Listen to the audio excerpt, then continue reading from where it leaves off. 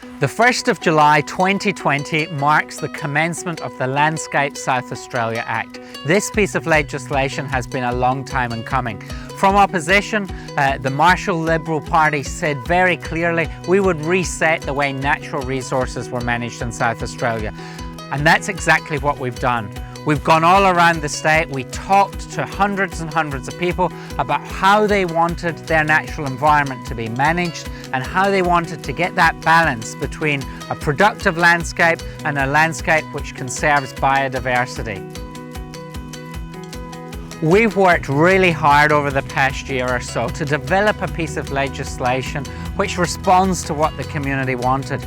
We've been getting back to basics, establishing strong pillars of focus for our boards, looking at water resource management, soil management, and pest, plant and animal control.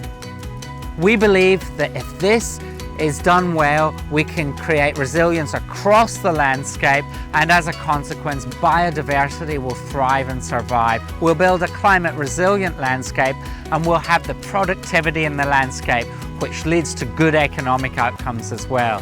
The new landscape legislation is kicking off with the creation of a range of regional boards that will manage how natural resources is done.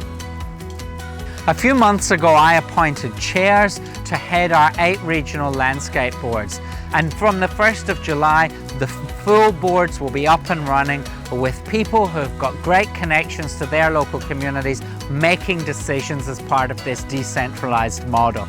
This reform is good reform, it's exciting reform, it's reform that we want the community to be continually involved with.